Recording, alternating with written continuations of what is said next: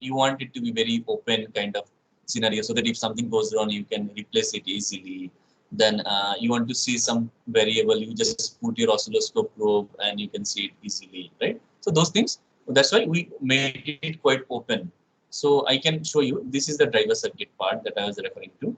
This board is basically the sensing board, sensing arrangement, and this is heatsink. These blue ones are current sensor. Then these are basically inductor. That is, it is not for a motor control unit. This is some other purpose. So this here inductor. Okay, and everything is mounted on a PCB, in those terminal, etc. But when you develop a product, it has to be very compact, right? It has to have so many other components. You have a proper casing, right? And then see so many wires. So when you visualize simple motor controller, your mind will think that at the output I need 3 wire to connect to my motor, right? Then at the input I need 2 wire to connect my battery. But in practice, you see how many wires are there, right? So we need to understand why there are so many wires, because result answer could be you need to read throttle command, right, or accelerator command. You need to read brake command. You need to read forward reverse command. Okay. You need to have hall sensor interface. Then you have to send some signal to display. Okay. So many things you have to do from the motor controller itself. Okay, and that's why there are so many wires. So it is not very simple, and it's not a 1 day, 2 day job. It takes years for people to develop. Another point is, you see there are so many capacitors. Okay, see there are so many capacitors. But in circuit diagram, we generally show only one capacitor. In fact, it is not very clear to several people why we need this capacitor at all, because there is a battery already, right? So why you need this capacitor, right? So the one of the reason is very simple, so that it can filter out the ripple, and so that your ripple does not go inside the battery, right? So capacitor can act as a filter. It can provide you from DIDT protection, etc. So now, if I want to design this kind of system, let us see. We'll go step by step. So this is an example of a hardware setup that we have in our lab. One is based on simple silicon MOSFET. One is based on GaN MOSFET, basically. So this can switch on at more than megahertz switching frequency. Whereas typically for 1 kilowatt motor, we hardly use 10 to 15 kilohertz in commercial level. Okay, we don't need such high frequency, but if you're using a GaN, you can actually achieve this high switching frequency without problem. Right. So now let me take you to this journey. How do you design? It is 3:30. How do you design motor controller step by step? So when you start designing anything for the first time, it has to be very clear to your mind that what is the specification of the system that I want to design, right? If that is not clear to you, your design won't make any sense. Okay, so what do you mean? What do I mean by this specification? Let's have a quick look for our requirement. So first, I have this in my mind. I need to develop a black box, right? Till I don't know what is to be exactly put inside it. So first, I'll see what is the main parameter. So on the load, I have BLDC. On the input side, I have 48 volt, right? Okay. So let's me start defining the specification. What is input voltage? So when we say input voltage, a lot of people will say it is 48 volt. Okay, but this is true, but this is not the full information, right? A lead acid battery, which is 48 volt nominal, its range is not going to be 48, right? When it is fully charged, it could be around 56. When it is fully discharged, it could be around maybe 35, 40 volt, that kind of thing. Okay. So you have to consider this number very seriously, right? Because this is the maximum voltage that your switching device has to block. Now, this is your input range, which coming from your battery. Your inverter may not be able to operate with this entire range. For example, your inverter may be designed to a range of maybe 56 to 45 volt. Okay. Why is that? Reason is that, see, if you want to get 1 kilowatt output power, 1000 watt, if it is divided by 50 volt, then current is 20 ampere. Okay. If it is 30 volt, see, current will be much higher, right? Around 33 ampere. Right. So your heatsink size will go up, your current rating of the switching devices will go up.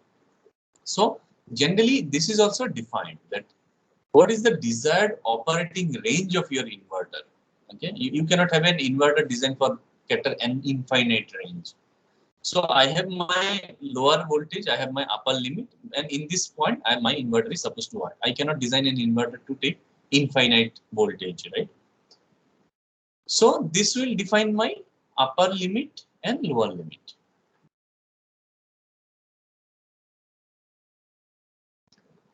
Now you may ask that if actually battery voltage due to some accident, it goes to 60 volt. So I have an option. If my system is designed to take care of such incremental voltage, it is okay. Otherwise, as soon as I see it is going beyond 56 volt, I'll simply shut down my system, right? So we keep on sensing this battery voltage. And as soon as I see that this voltage has exceeded my limit, I'll simply shut down my system. I should not, my component should not get damaged.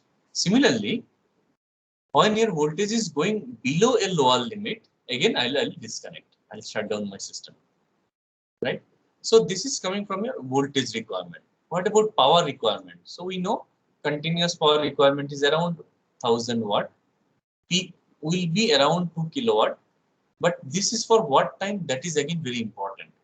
Continuous, we know it can go on for lifetime, right? No problem. But peak power is always defined with respect to some time limit. For example, 2 kilowatt maybe for 30 seconds.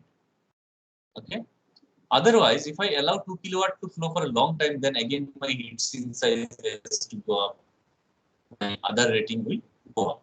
So this is the limitation. So I'll define that my motor controller can give you 2 kilowatt for 30 seconds only. Beyond that, I'm going to shut down my, or I am going to limit my current. That's it.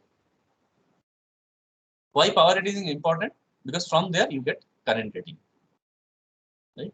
You get an idea of how much current will flow in your system. So from this voltage and power, I'll get my current rating. Okay. Then comes this IP protection. So this I talked in the last lecture also, but let me repeat it again. When you're designing any product for outdoor environment, right? You have to give a protection from whether it is dust proof, whether it is a scratch proof, whether it is protected from water splash or submerged in the water. So all this protection, which protection you are offering, that you have to mention if you want to apply for certificate. Okay. Then comes this temperature range. For example, maybe IP65, 67 could be relevant to us. Okay. Temperature range, lot of electronic component are there in your motor controller. They cannot withstand more than 150 degrees centigrade, most of them. Okay. So there you have to mention that what will be under which environment, ambient temperature, your motor controller is able to work. Okay. Maybe for a country like India, we can have maybe minus 10 degree to maybe 55 degree, right?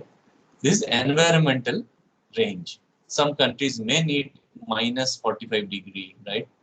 To maybe just 20 or 30 degree. So based on that, your heat sink size, your component selection will become different. Then what cooling you need? Do you need a forced cooling? Basically, you need to connect a fan, or you don't need any cooling at all. For example, the motor controller I showed, they don't have any cooling, right? It is just natural cooling. And if sometimes you connect a small fan, so that is forced cooling. Sometimes it has to be liquid cooled. All those electric vehicle, big rated motor controller unit, they will be all liquid cooled. So basically they pass a cold liquid to the outer periphery of your, there is a casing around your motor controller unit. They will pass a cold fluid, and when it is passing through your motor controller casing, it will get heated up. So they take that heated up liquid back to a compressor. Again they cool it, again they circulate it. So this goes on. Generally they use glycol as a medium. Glycol, okay, one of the popular solution. Water sometimes. Then comes this switching device. Are you going to use a thyristor? Are you going to use a IGBT or MOSFET? Okay. So if I ask you this question, that for this application, now you already know I want to design a 1 kilowatt motor, my battery voltage is 48. So which switching device you would prefer and why? Can you please come up with your, what do you think, which one you should prefer and why? MOSFET, sir? Sir, Okay. you have told that you have used the MOSFETs. The Yeah. switching frequency is of the range, I think, 1 megahertz. Now, if you No, go that to is for GAN devices. That is not in a product, right? No one does that. okay, so This but all other research. You can use This is IGBT, I guess. commercially done. Okay, one answer I got MOSFET, one answer I got IGBT. Any more answer?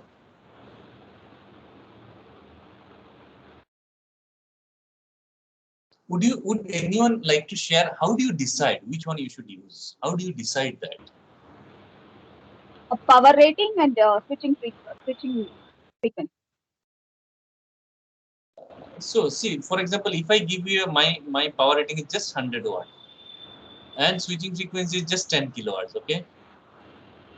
So IGBT MOSFET both can be used, right? How do you decide which one will be best for my case? What do you do? Sir, for medium power rating and higher switching frequency, we can go with MOSFET. What is the reason? How do you come to this statement? That's what I'm asking. It may be voltage control, current control, because depending See, on that. if I'm my application, I'm applying it for a electric vehicle and motor control unit. This application does not know whether it is voltage control or current control, right? How does it impact your operation? sir, on the switching losses, Depending on maybe possible output that you can switching and decide conduction whether to go for characteristics. Right, right. Generally, what we do is first we try to understand what is my voltage rating, what is my current rating. So if I ask you this same question, let me give you another slide. Just give me a minute.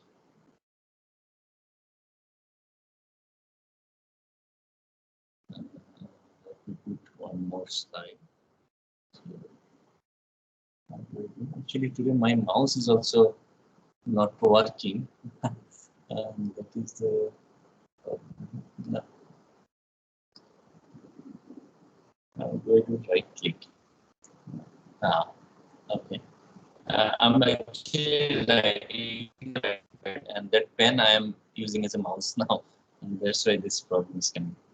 Okay, let me give an example. Right? I think that will be very clear. So I know I have to design this.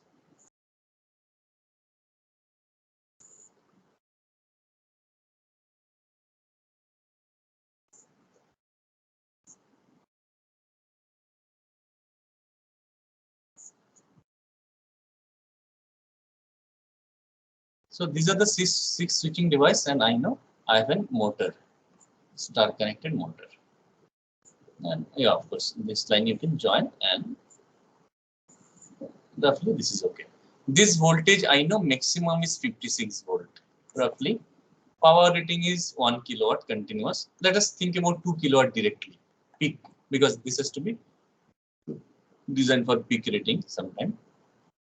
So from this I know current, right? I can understand what will be this current. This current will be 2000 by 50. Let's take simple numbers so that we can easily calculate 40 ampere. This current is going to be 40 ampere, right? Okay. This current we have to calculate. This three current And then from this we can calculate what will be this current, I switch current. Right? All this you can calculate. If you cannot calculate, what you do is you simulate it. Simulate the scheme in MATLAB or similar software. Okay. And that's how you know current rating of these devices, RMS current rating. For example, see, it is 40. And as you understood, the phase current waveform will look something like this. Okay. So when this switch is on, the same current has to flow through this leg, right? So roughly you can assume this to be around 40. It is not going to be exactly same, definitely. And this RMS value is definitely, it will be less than 40. Okay. See, 40, we know for a square wave, if this value is X, then RMS value is also going to be X. But if it is a kind of this trapezoidal or 120-degree conduction, this could be around 2/3 approximately. It is not going to be accurate. You have to do mathematical calculation. So I know roughly 2/3 is how much? 1330, around 25 ampere. Okay. So this is how maybe this phase current will look like. Okay, this is the phase current. Remember this current. Let me call it IA or something. Then your switching device current will be roughly half of that. Because when you will be doing, remember for 120-degree, we want this switch to be on. For negative 120-degree, we want this switch to be on. If you are continuously turning them, which is the worst case. If you are doing PWM, then it will be lesser, right? But if you continuously turning on, then I want to have positive current when back EMF is positive. I want to have negative current when back EMF is negative. So roughly half of that, maybe around with some non-ideality. Let us say it is 15 ampere. Just to give you some number, right? It is you have to calculate actually. So first thing you will be deciding what is the voltage rating of switch unit. So voltage stress or voltage blocking capability. So for this application, if I ask you to design a switch, what should be the voltage blocking rating of these switches? Can anyone quickly tell? How much? What voltage should this switch should be able to block? 120% of this half of the voltage, sir. So you mean to say 56/2 into 120%? Yes, Is yes, it? sir. Yes, sir. I guess that is not correct. I'll explain. Any other answer?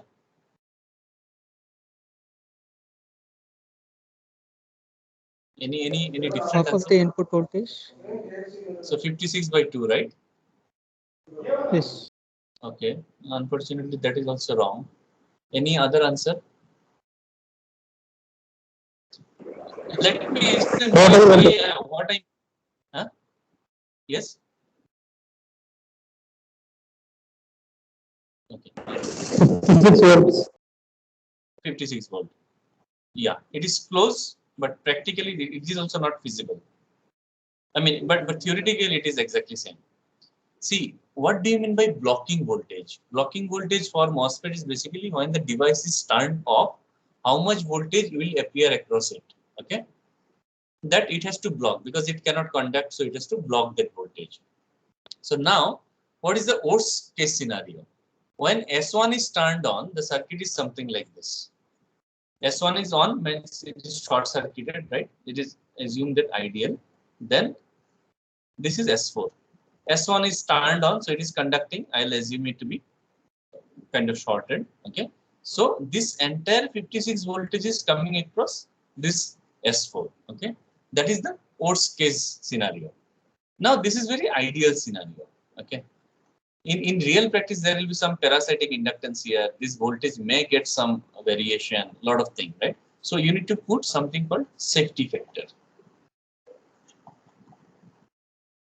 So generally, theoretically, what is the required voltage? It is 56. You take around 1.5 to 2 times. So you will be selecting at least a voltage with 100 volt blocking capability.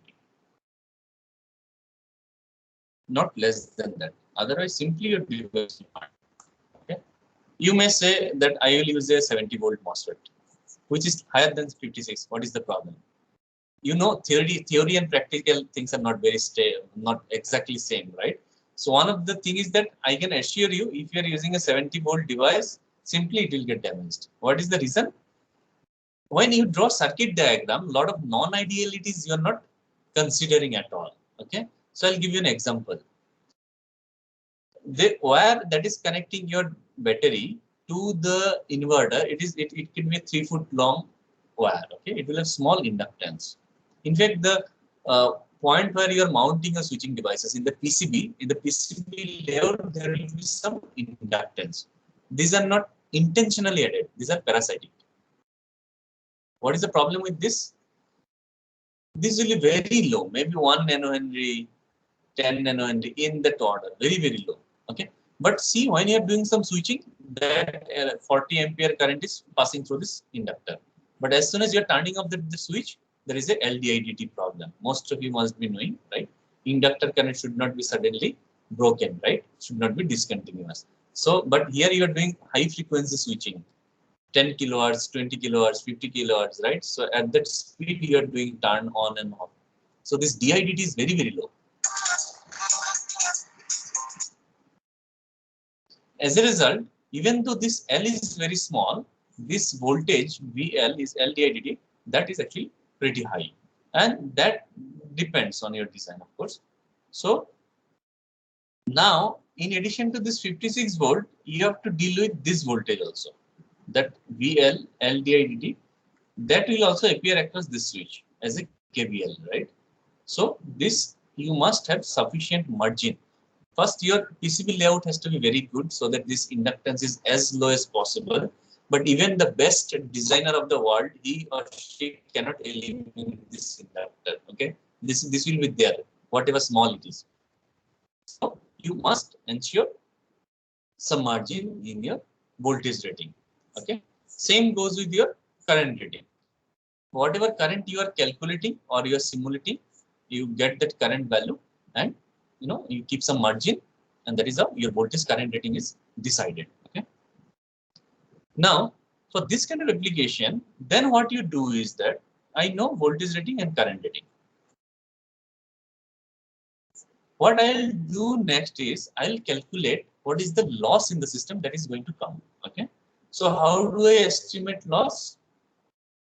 Right. So for a MOSFET, see, for this kind of application where PWM is involved, either you will go with MOSFET or IGBT. Okay. So then how do you decide? What you do loss calculation. Okay. In any switching device, there are 3 kinds of losses: conduction loss, switching loss, blocking loss, which is negligible. So mainly conduction loss and switching loss. Okay. How do you calculate this loss for MOSFET? Just follow this lecture. It is already there in my YouTube channel. You can understand how to calculate these losses. Same with IGBT. How do you calculate loss for IGBT? It is explained there with the example. Now follow that, you understand IGBT. So let me just quickly give you an overview of just conduction loss. Okay. Most of you already know MOSFET can operate at high switching frequency. That means switching loss will be lesser, right? But let's see conduction loss. IGBT is modeled like a voltage source when it is on, whereas MOSFET is modeled like a resistance when it is on. So this is known as RDS on for MOSFET. And this is VC, collector emitter saturation voltage, for IGBT. So when they are conducting, that is the model when on.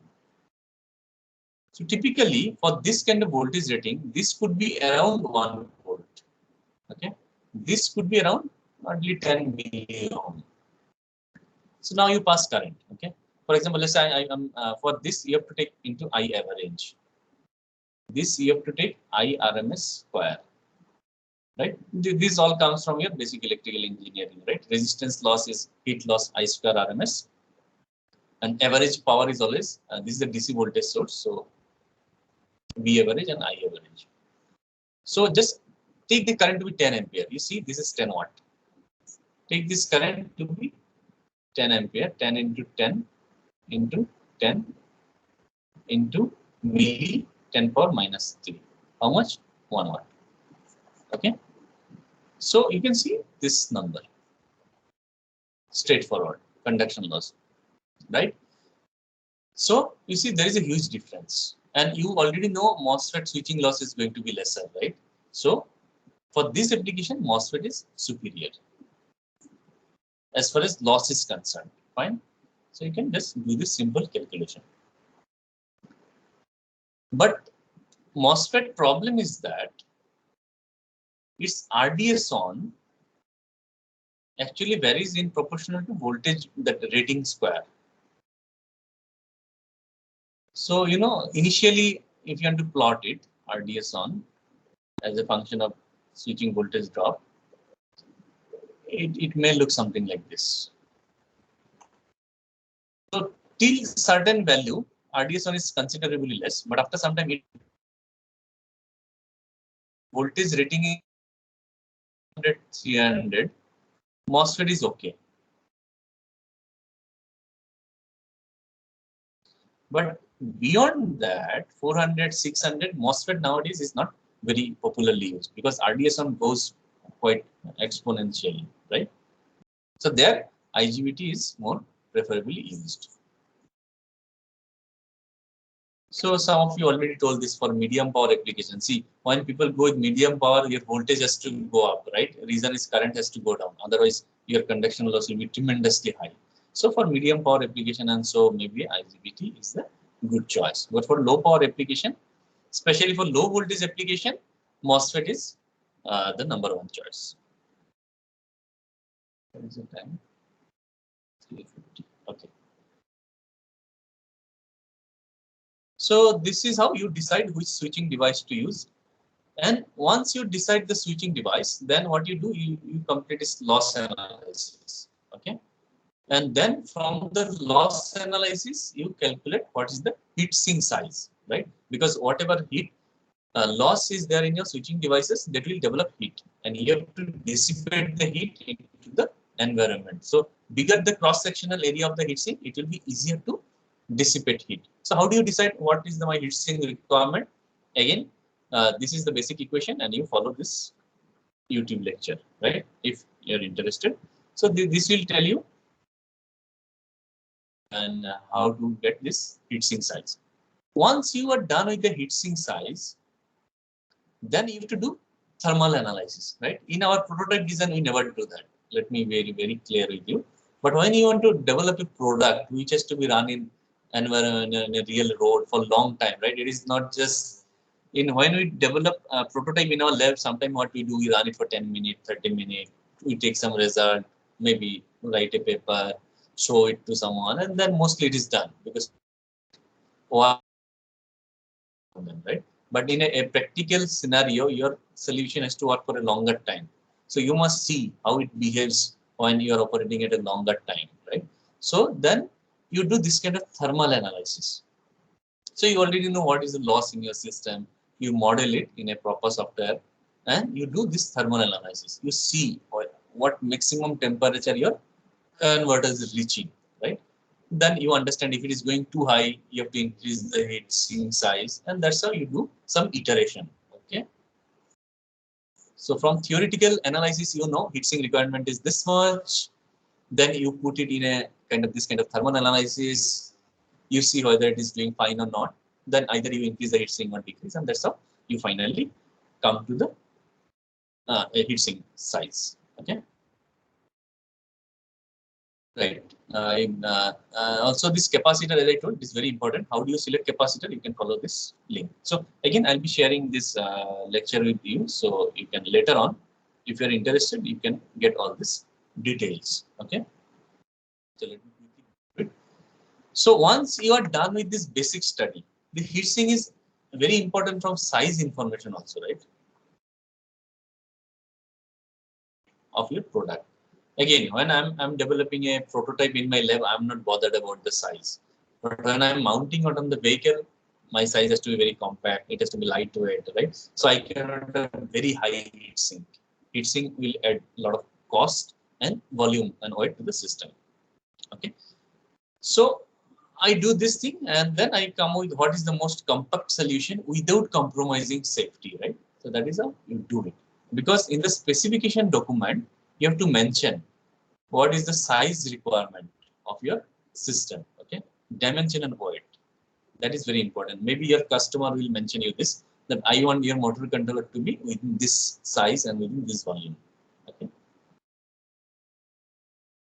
So this is what you do. Next is thermal analysis. So, and by doing that, sometimes you'll feel like, no, this with this fixing size, I cannot achieve my temperature within control. So then what you do, you go with higher kind of rated devices so that your losses come down. Sometimes what we do is, instead of connecting one MOSFET, we connect 3-4 in parallel. Okay, so you know when MOSFET is on conducting, it is represented. So if I am connecting 2 of them in parallel, resistance is going to be half, right? If I connect 1 more of them parallel, it is going to be 1/3. So this conduction loss, I RMS square into RDS, it will also come down. Okay, switching loss will remain quite similar. So you connect more of them. Just to give you an example, this commercial motor controller, it uses total 24 MOSFET. Okay, so basically in each of these switching devices, there are 4 of them in parallel. Why? The reason is loss will come down and your heatsink requirement will come down. At the same time, thermal distribution will be better, because at one point, if you're generating all the heat, it is very difficult to take out, right? But if you distribute it, right, in an area, small heat, then it is easier for dissipation. So this goes on iteration. You change your switching device, then you do iteration, change your heatsink size, again do this analysis, and that's how your major component will be done, right? Then you have to select some other component. For example, as I said, you need auxiliary DC-DC converter. Some of you also suggested, because for microcontroller you need 5 volt. For the driver circuit you need around 5-10 volt, right? Sensing circuit you need some power supply. So every power supply you need a small capacitor at output, right? Similarly, all this sensing arrangement you need a capacitor, because you don't want your outside noise to get propagated in your microcontroller, right? So that you need a different type of capacitor. So you can see some example. So you need so many different switching device, sometime different resistor in your sensing circuit, etc. So then you prepare this bill of material. Each and everything, okay? What are the small component that you need in a system? You prepare a detailed bill of material from where you are going to buy, whether it is really available. Because when you are designing 1-2 prototype, it doesn't make much sense. But when you have to develop in a mass scale, you need to see in the market whether this is really available at that number, right? This capacitor, maybe you'd like to buy 1 lakh piece. If you want to design, may say hardly say 20,000 or so, because the capacitors are very required here and there. So you would like to select that capacitor who is actually available in market, right? Otherwise, it doesn't make sense. Then you have to change your capacitor. So all these things you get, and also you get the footprint. So this capacitor, what will be the lead size? What is the capacitor overall size? All this data you get, and then you do schematic circuit. So in the schematic circuit, basically, you connect all this component. For example, you can see this is the microcontroller, that one of the solution. This is the driver circuit. This is the inverter. Those switches are mounted here, you can see. So in the gate pulse, you have to give gate signal, etc. All this, those you develop a schematic circuit. You have to read hall sensor, direction command, forward, reverse, all those. So you do, after selection of component, you get their footprint, their size information. Then you do a schematic circuit. Okay. Once the schematic circuit is done, then you develop the layout. Okay, this what you do. Physically connecting them through proper track. Okay, and that is how you do it. And then you send it for manufacturer. As a parallelly, you try to get a 3D view of this system. How? You know already size of your component, right? So you place them in a software, not physically. Because you have to see whether in your selected package, heatsink, whether it will fit or not, right? So you develop a 3D view of that. If I put my MOSFET in this direction, how it will look like, whether it is interfering with someone else, touching us. So all those things you have to see. And finally, once PCB is ready, you mount all the component. Right? You see, this is a fabricated PCB and populated with your component. Then once PCB came to you, you mount it on heatsink, all your device you mount, then do lot of tests, right? And generally we follow step-by-step testing. It is not like that we test the entire scheme together. First, what I'll see, I'll look at the PCB, whether is there any track getting damaged or anything, solder touching each other. All this first you visually inspect. Then you apply little bit of power supply. So for example, for microcontroller, you give that 5-volt power supply and see whether microcontroller is getting heated up or it is okay. Then you try getting your sensor data first. Okay, the whole sensor signal, whether it is able to read, voltage, current, all these things you sense. And one more thing, you have to calibrate them. So the sensor you have designed, it may not be very accurate, right, in real life. So you may be sending 5 ampere of current, but it might be reading 5.5 amp. So you have to calibrate it accordingly, right? Then you apply some PWM from your microcontroller and see whether those PWMs are getting there in your gate terminal or not. Then you put a small resistive load and try testing individual legs. You don't test 3-phase inverter together. Then once you're happy, you test with other 2 legs, then entire scheme. Then finally you put the motor into it.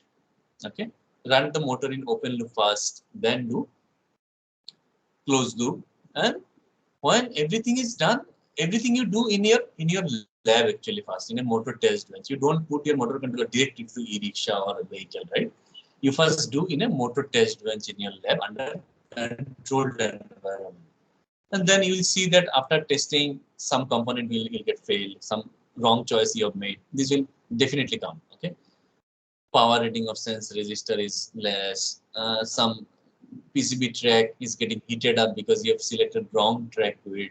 So all those issues will come in first iteration. Then you will sort it out. You will go for one more iteration, and that's how. Finally, you will be happy with some result. Then you will put it in vehicle. Okay. Then you will test it there, and you will try to operate it for a longer time.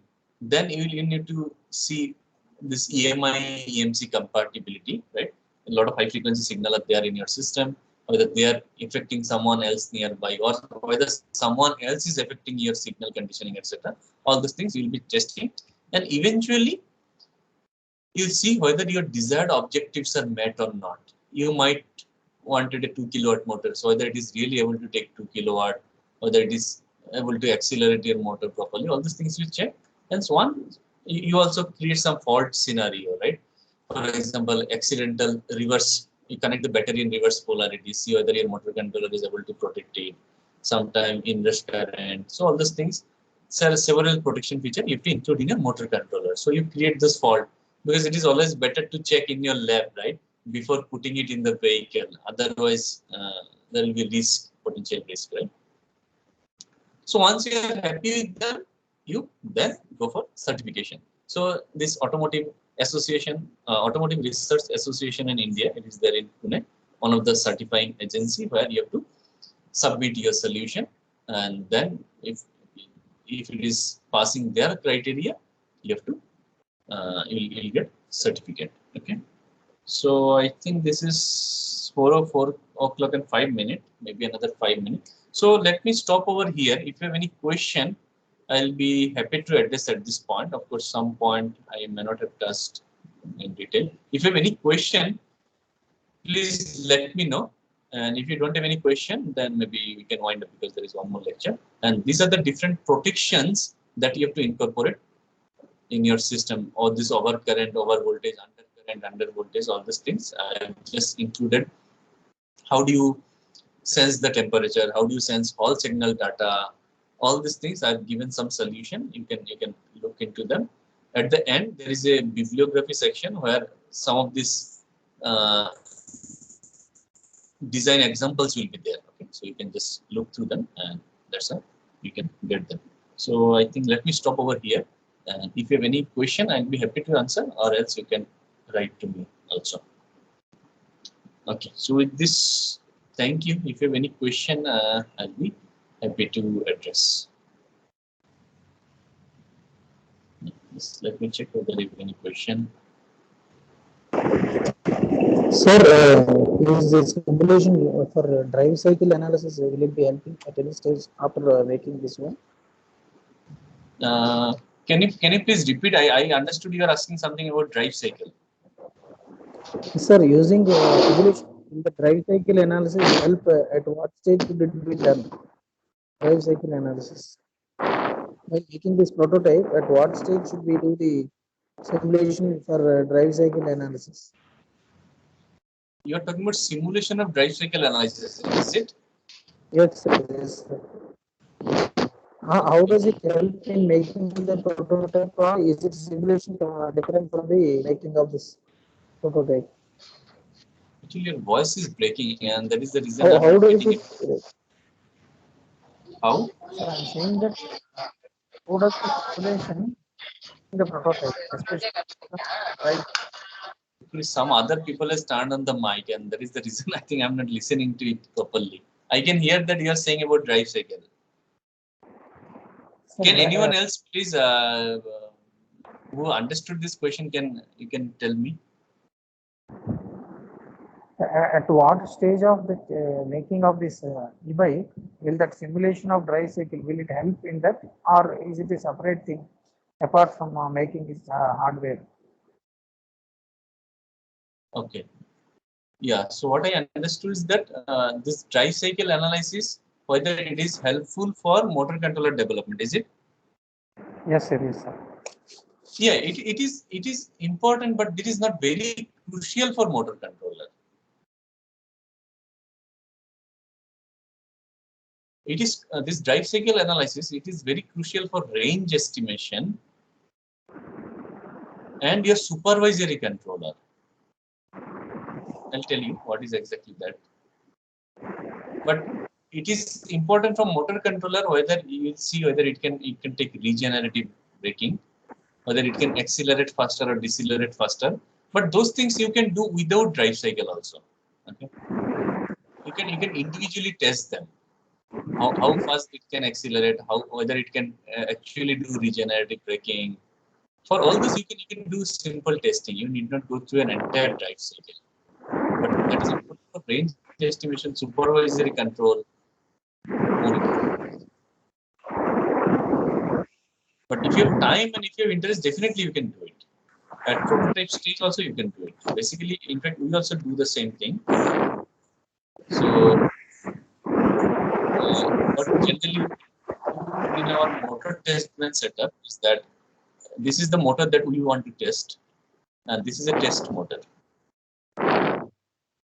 and this is the motor controller unit. This is your battery pack. Okay. So this is what we want to test. Sorry, and this is load motor. So we operate this as a motor, this as a generator, and this load we control, so that it impacts this one, right? The loading of this motor is getting decided by this one. This control we input as a drive cycle, right? Okay. I think I could. You have any further question on this? Good evening, sir. No, sir. Thank you. Thank you, sir.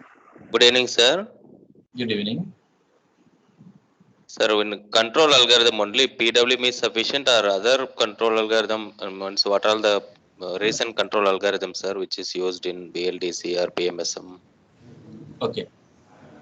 BLDC, all the commercial product, they simply use this trapezoidal control, which I explained. Basically, from the throttle signal, they get this duty ratio information, and from the hall sensor, they get at what 120 degree they need to switch on and off. That is simple trapezoidal control. But recently, this field-oriented control is being doing a lot of research on. But for BLDC, it is not no popular product is available. For PMSM, FOC is the first choice. Okay. Thank you, sir. Thank you, sir. Sir, another. Please go ahead. Sir, another question. Sir, I referred to some many papers. Many papers, only they are improving speed, torque, and IQ. They are try to reduce IQ. Is there any other parameters to be considered to improve? Yeah, for electric vehicle, one of the most important parameters is torque ripple. Okay, sir. Torque ripple, efficiency. Okay. Efficiency, how to calculate in this case? You can simply do it. Actually, you need to understand what is the law, how to calculate loss for your IGBT and MOSFET. Generally, you'll be using MOSFET. So for MOSFET, how to calculate loss? These are very standard procedure. Okay. And Okay, then, sir. as one of the participants suggested, you can feed a drive cycle and see over an entire drive cycle how much loss is there in your system. In fact, you can simply write some MATLAB code, MATLAB script file, which will give you the loss. So you can search in literature, you'll get solution on this. Okay. Thank you, sir. Thank you, sir. That's how we can do all this thing. Yeah. Sir, I have a doubt. Sir, why after battery boost converter is not used? Generally, the output of the inverter will be less than the DC link voltage. Yes, yes, it will be For less. example, yes, for example, if you take even SPWM with a modulation index of 1, it will be like half of the DC link voltage. Why DC to DC or any kind of boost converter is not used in the circuit, sir? First of all, you cannot say it is not used. Some solution do use that. But it comes from the requirement of the motor, how much it need, right? So what I'm trying to see is that when you're designing this kind of system, the motor controller unit, you have to satisfy the requirement of the motor, right? Because finally motor will be driving your vehicle. If your motor needs high voltage, you have selected a motor such that it needs high voltage, which your battery cannot provide through motor controller, you use a DC-DC boost converter. If your motor does not require that high voltage, you don't use it. It's not mandatory that you use it or don't use it, right? It's your choice. Is that okay? Yes, sir. Thank you. Hello. Yes. Sir, any specific type of cooling for controllers or motors which are used? Yeah. When you want a very high power density solution, okay, which is for sophisticated electric vehicle, you need your motor controller to be very compact and weight volume has to be low. Then you go with liquid cooling. Okay. For example, just spend some time on this Tesla motor, right? Tesla motor controller. There are some breakdown videos. Search by Tesla motor controller opening video. So you'll see how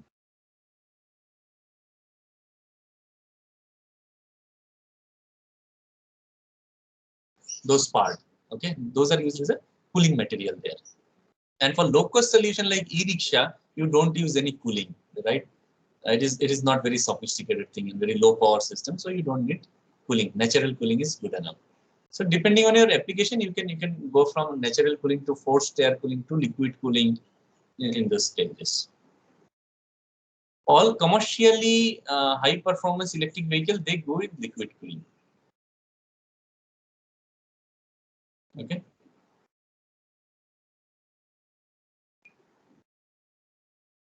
Yeah, I think time is up now, and the organizing committee will be looking for the next lecture, right? No, sir, this is the last lecture. If any participant have any query, they can ask. Oh, I see. Okay, yeah. Nice presentation, sir. Thank you. So in case if you have more question, definitely you can write to me. And if you happen to visit near Kharagpur, please do visit our lab. You have some collaboration idea, etc. Those things also we can discuss, right?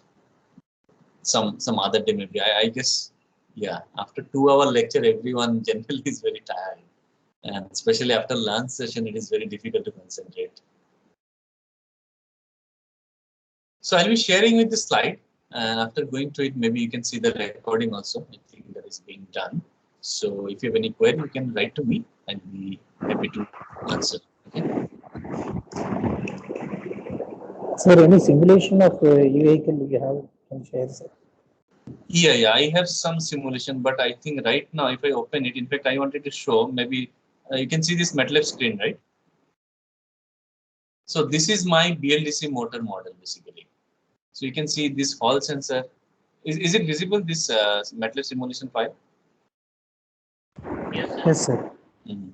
So you can see those Hall sensor, how we take Hall sensor and all this theory I told you in the PPT, right? This AND operation, NOT operation. See, all those things are there implemented, and the way I develop the simulation is it will allow me all 4 operations. So braking operation, regenerative braking operation, going in a reverse direction. So everything you can actually implement very easily. So as if your throttle is giving some command, you are reading some command from forward reverse switch, and from brake command you are getting this regenerative braking. So all these things you can simply implement. That is done here, right? So if you are interested, maybe you can write to me, and I can share these or similar simulations. So this is done with simple trapezoidal control. We have some solution for field oriented control also. For PMSM you have solution. Then overall vehicle level, okay. How do you decide your motor power rating? How do you decide what should be the torque of your motor for your electric vehicle? Say someday you want to design a 4-wheeler for your own. Okay, how do you decide what should be the motor rating? What should be your battery pack size? So all those things you can simply develop a very basic MATLAB simulation, and you can get all this answer, right? So those kind of simulation study we generally discuss in our electric vehicle course to the student. We have some simulation model also.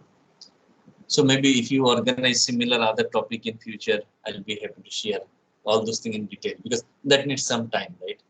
If I want to discuss each and everything of the simulation, it will need some time for me. But if you wish, I can share you some of the simulation and you can study. Okay. Sir, if you possible, please share the simulation on our MS team, so any participant can download if they want. Whatever shareable. Okay. Sure. No problem. Yeah, I'll be happy to do that. Fine. I guess we can wind up then today. Sure. Okay. So I don't think so now anybody is remaining any query. So we are going to conclude this session. Thank you very much, sir. Some questions are there in the chat box. Okay. Yeah. Time won't permit, I guess. Yeah, you please go ahead.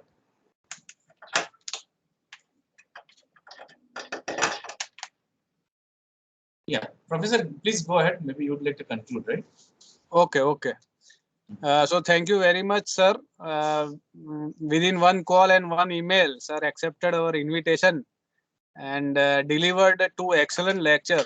I think very much helpful to the all participants, and also solved any query whatever asked to sir, and also provide his work to us, PPT and other things. So thank you very much, sir, and we hope you enjoyed this session. Thank you, sir, very much, sir. Yeah, it's always a pleasure to interact with the participants, and that I really enjoy. That is the reason that I love giving talks. Yeah, thank you for the invitation, and I know it's a very painful job to organize this kind of event. You are doing it very well. I must congratulate. And yeah, to all participants, I think I need not repeat. If you happen to visit Kharagpur, do visit us, and if you need any help, just drop an email to me. And some YouTube link I have already shared in the video. You can also follow through them if you have time, right? How to calculate the process, how to select heat sink. Those things are more or less explained. But if you have still some question, you can write to me, and in my free time, I'll be happy to address them. Okay, so thank you. Yeah, thank you, sir. Have a good time. Participants, now we are going to end today's all sessions, and tomorrow we will be on 9:30 in the next session. Thank you very much. Please, you can now leave this session.